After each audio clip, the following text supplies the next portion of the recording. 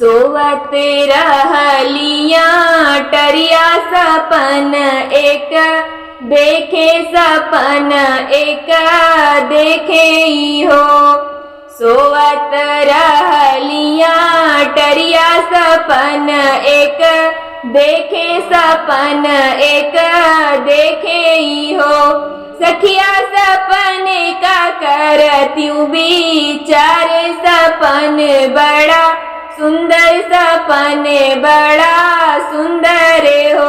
सखिया सपने का करत्यूं विचार, सपने बड़ा सुंदर सपने बड़ा सुंदर हो। पहिला सपने हम देखे ससुर राजा दशरथ, ससुर राजा दशरथ हो।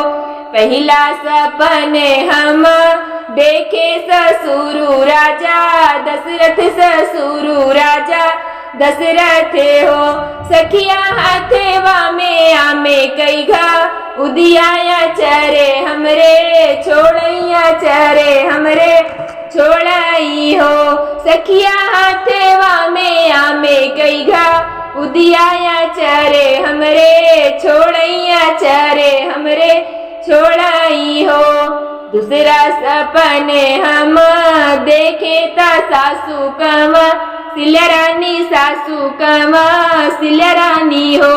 दूसरा सपने हम देखे ता सासू कमा सिलरानी, सासू कमा सिलरानी हो।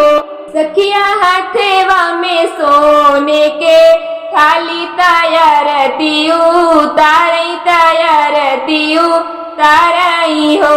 सखिया हाथवा में सोने के थाली तारतीयू, तारई तारतीयू तारई हो।